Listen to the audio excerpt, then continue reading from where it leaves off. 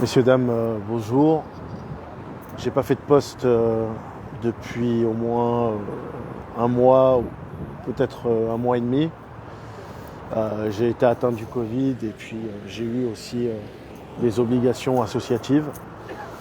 Malheureusement, la cause a pris un grand coup à cause des manipulateurs et des élus locaux du 93 et bien sûr une agent immobilier de mauvaise foi qui s'est présenté comme leader et porte-parole de l'ensemble des gens qui souffrent en Île-de-France. Et on a essayé d'interpeller comme on peut, on a essayé de faire les reportages qu'on pouvait, on a eu la télé suédoise, on a une reprise de BFM TV.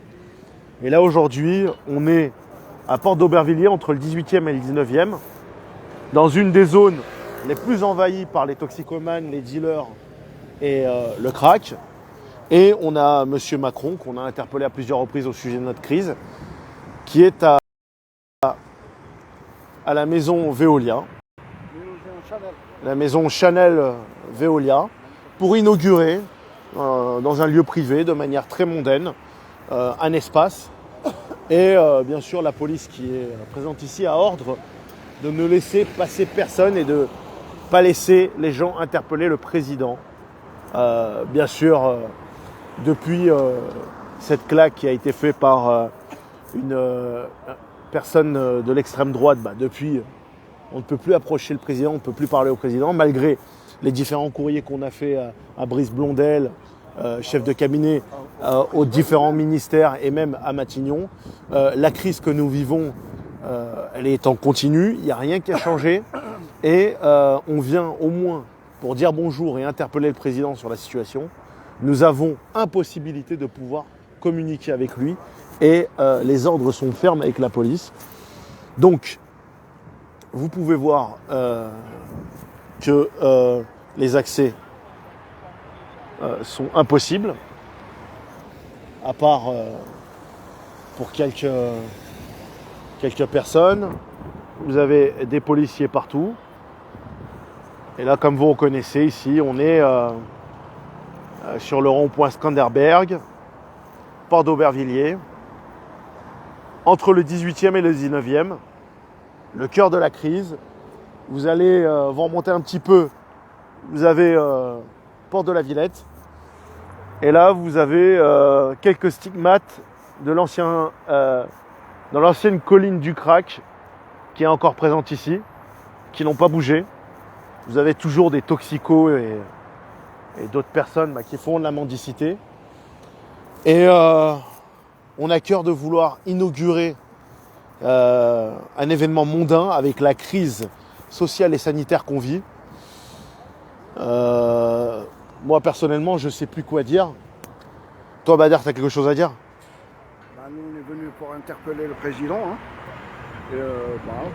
Parce que on vit dans des zones, ce qu'on appelle, ce que tu as dit tout à l'heure. Des zones d'ultra-violence, des zones dangereuses. Des zones de non-droit. Parce que tu arrives à Porte-la-Villette, c'est tout un marché, plus qu'un souk de drogue, de crack. Voilà, où les crackers sortent pour intimider, pour mépriser les gens, les passants, tout ce qu'il y a. Agresser, déféquer. Oui, agresser, oui. La ligne 12, la ligne 7. Si tu as le malheur d'être une femme, et d'attendre ta voiture, alors l'agression, je ne te dis pas. Une personne vulnérable, même un homme, voilà, surtout s'ils sont en nombre. Alors, les commerçants, ils subissent, nous, on subit. En attendant, on célèbre la mode avec tout ce qui se passe. Avec tout ce qui se passe. On est à quelques mètres, là, le président, il arrive. Voilà, un cortège présidentiel, des passages qui sont filtrés via Veolia. Voilà. Et le mépris présidentiel en continu, malgré qu'on l'a interpellé pendant 4 mois dans les médias. Pécresse est venue, Hidalgo est venu. On aurait voulu que quelqu'un du gouvernement, au moins le président de la République, puisse venir par rapport à cette crise, parce que c'est les 3 décideurs qui peuvent régler cette situation. Et je rappelle que malgré que nous sommes Paris anti-crack, notre crise, elle est nationale. Les DOM-TOM, le Hauts-de-France, la Normandie, le Rhône-Alpes, Bordeaux, Toulouse, c'est une vraie crise. Ce n'est pas une crise qui concerne uniquement que Paris. Il y a 50 000 consommateurs de crack. On est à 2 millions ou 1,5 million, il faudrait que je revoie les chiffres, de consommateurs de stupéfiants en France. 150 000 dans l'ensemble de l'Île-de-France. Et bien sûr, on n'est pas une raison ou une grande cause pour cette présidentielle. On a un mépris de la part de tous les candidats. Le pire, c'est bien sûr cette raclure d'Éric Zemmour qui passe son temps à nous insulter alors qu'on est les premières victimes de cette crise.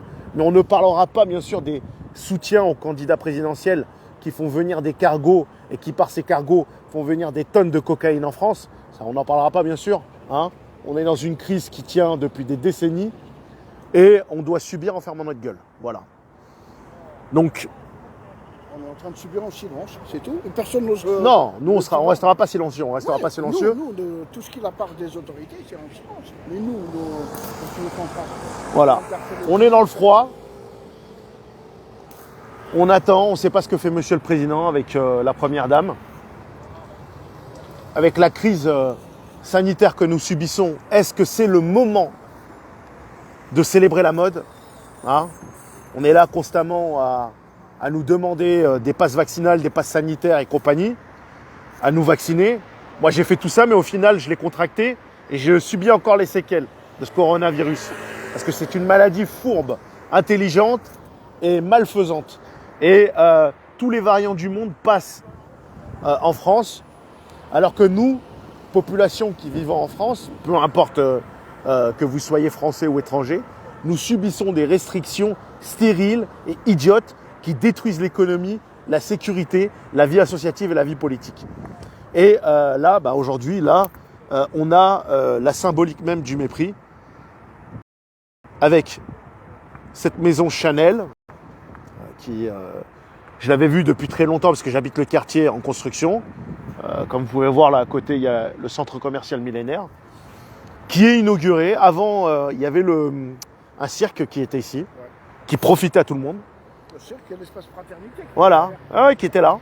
Tout ça a été enlevé pour des projets mondains. Encore une fois, des projets mondains. Et là, on est dans la symbolique même de l'exclusion, du mépris. Et on doit accepter ça. Voilà. Voilà. Donc si on peut interpeller le président, on ne sait pas à quel moment on sort, on le fera. Mais apparemment, la police et la sécurité présidentielle nous a interdit de l'approcher. Donc on a interdiction d'approcher ou même de pouvoir interpeller le président. Ils nous ont dit, on va le faire d'une autre manière. On a écrit à Brice Blondel, on a interpellé à plusieurs reprises dans les médias. On n'a jamais eu de retour. À part du mépris, on n'a jamais eu de retour. Mais on lâchera rien. On lâchera rien. Je vous remercie. Dernière information. Lundi 24 janvier, les usurpateurs, ceux qui ont usurpé le collectif 93 anti-crack et Village Villette, que personnellement, je ne vois pas trop l'intérêt et je ne sais pas en fait quel est leur but, sachant qu'aujourd'hui, ils marchent main dans la main avec les manipulateurs et les usurpateurs, organisent une manifestation, encore une fois, devant le mur de Pantin, une manifestation stérile, où les actions judiciaires et les rassemblements devant les ministères ont été cassés. Et on a mis une censure envers la population qui souffrait.